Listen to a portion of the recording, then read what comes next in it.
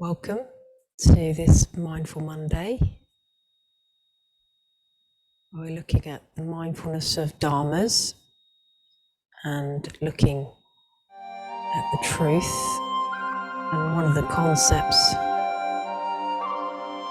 we rarely talk about is death, and that is going to be this topic.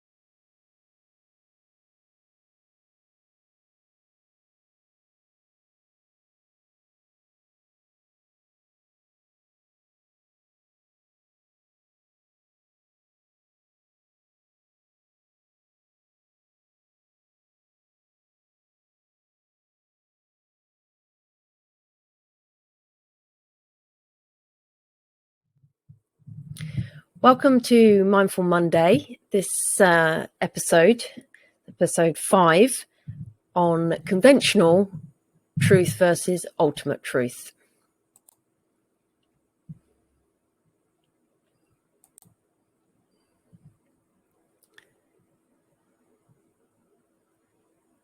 So just be with this. A man is not called wise because he talks and talks again, but if he is peaceful, loving and fearless, then he is in truth called wise.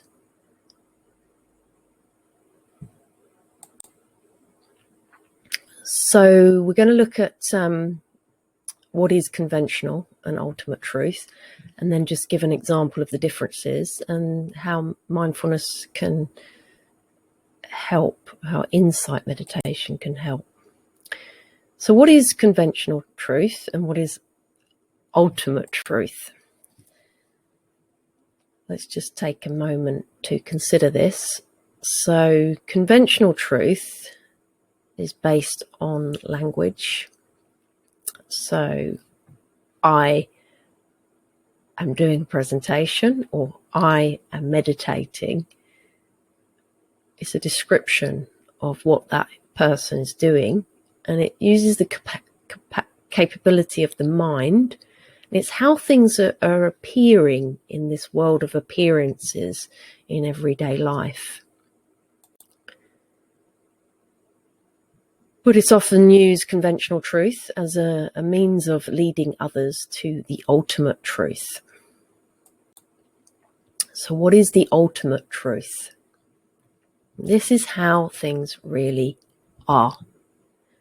It's ever-changing and dependent on circumstances. It's this detachment to an unchanging self, and it's emptiness.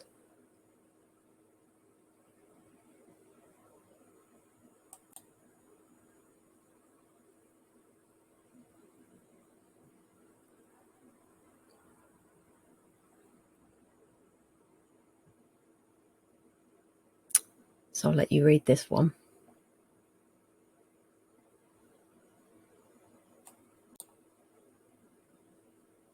So here's an example of the differences.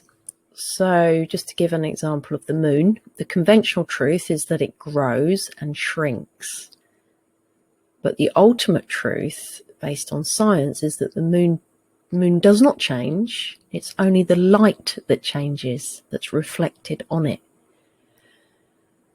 More in-depth example is self exists,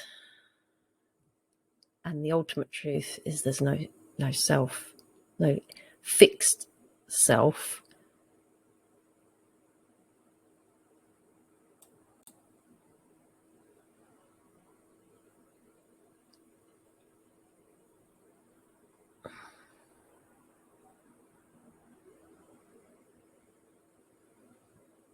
So we may need to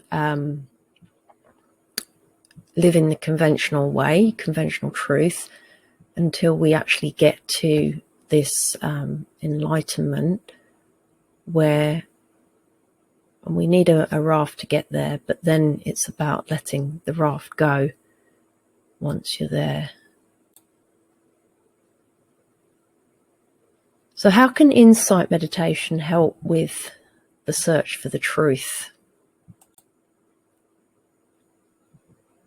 Well, insight meditation allows you to focus on wisdom. So you can focus on different of the 40 meditation subjects to get insight into those. The more you meditate on them and focus on them, you can step back from your mind and emotions about those subjects, and it starts to change the relationship with your thoughts, and it gives that space for realizations so you can start clearly seeing how things really are. It also reduces the identification with your thoughts, and those thoughts lose power, and increases the compassion and acceptance on the truth the more you contemplate on it. So let's do a meditation practice on ultimate truth.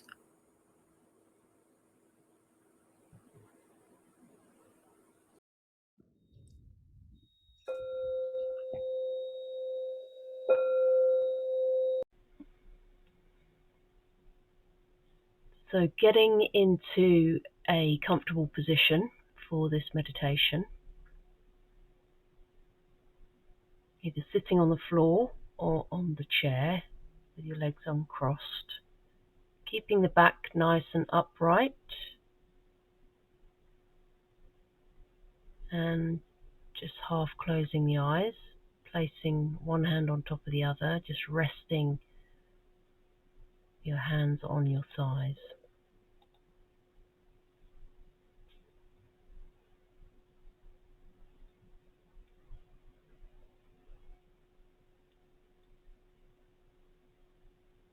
Taking a nice deep breath in, and as you breathe out, relaxing your shoulders.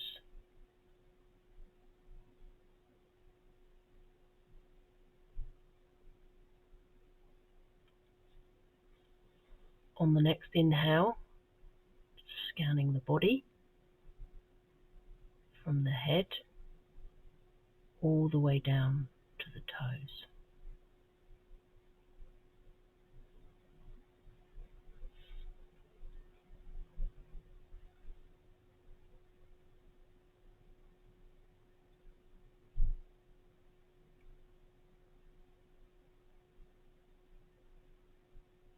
Now checking in with the mind, and just note what's there. Putting any worries or concerns aside, like taking your shoes off before entering the building, just putting them aside while we set our intention for this meditation practice.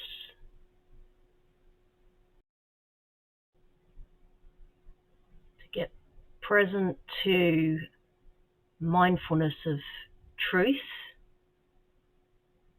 the Dhamma, the Buddhist teaching.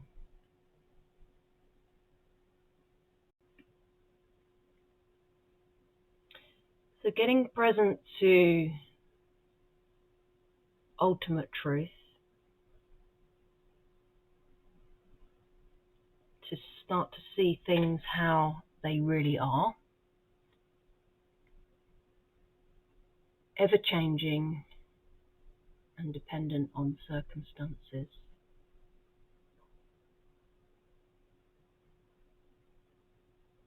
Getting present to the conditioned self and detaching from the unchanging self, and getting present to emptiness.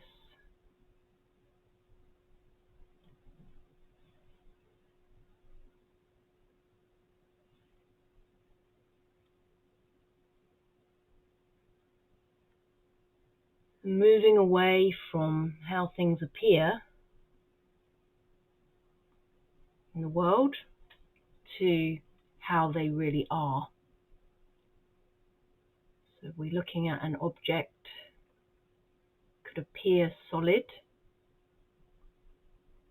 but when looking closer, just made up of millions of atoms.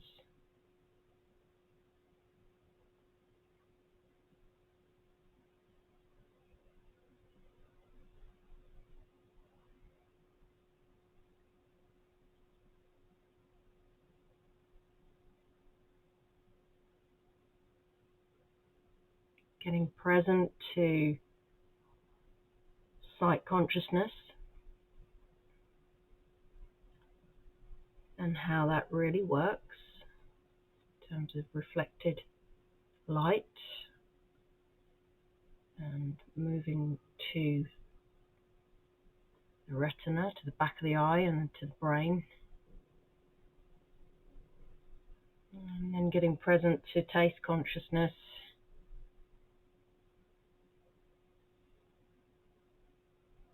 from the contact of the tongue,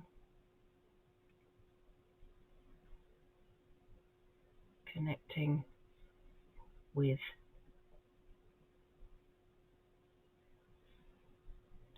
the brain and the store consciousness, and then feeling, smelling, touching and thinking. Getting present to emptiness as a feature of reality.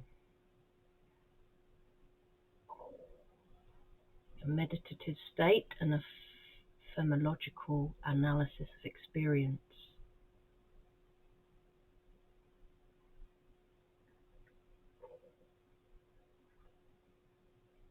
Getting present to the world of form and this illusionary concept.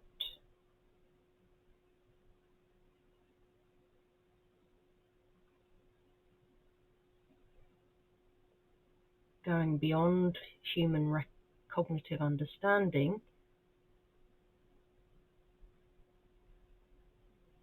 is sometimes described as a void, a shining void.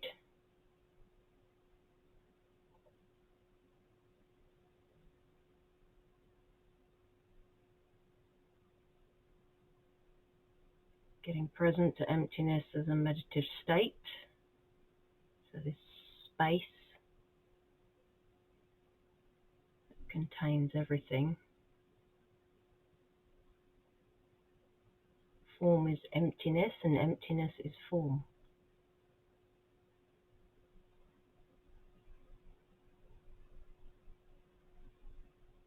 And then emptiness as analysis of experience. It's floating between air and reflective water.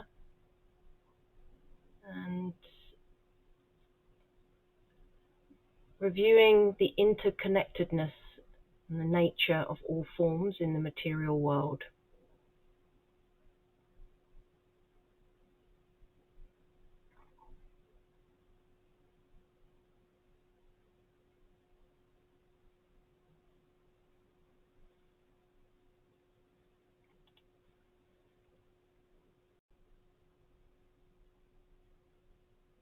Getting present to the ultimate truth. Seeing things clearly as the way they are. The reality of nature around us. The next inhale, just scan the body from the head all the way down to the toes.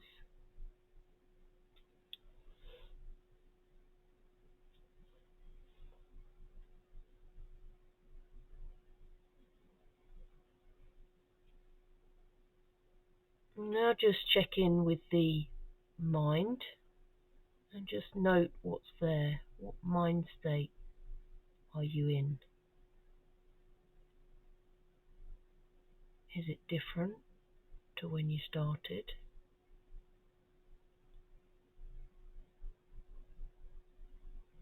Just note what it is,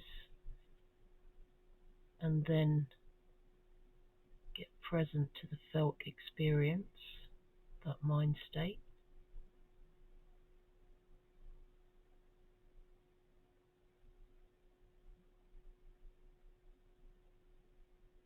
And then perhaps investigate where it's come from.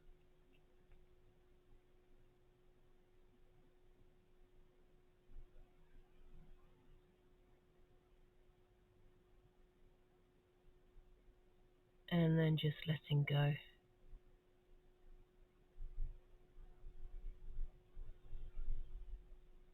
Getting ready to open your eyes and come back into the room.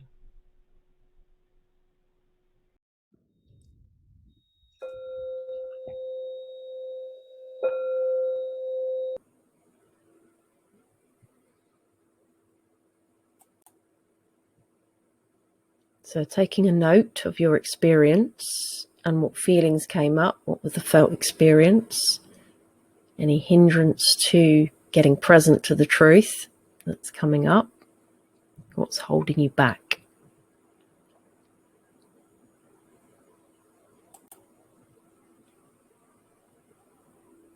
So here's a quote from Tagore.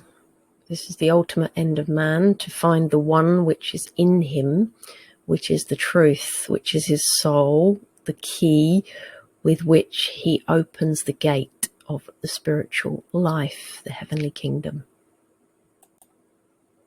If there's any questions, please get in touch. Here's the invitation to do the work. So get present to the ultimate truth. Practice loving kindness and self-compassion. And watch a Dharma talk on the ultimate truth. And here's a list of resources that you can tap into to watch that. The next topic is uncovering the 7 factors of enlightenment.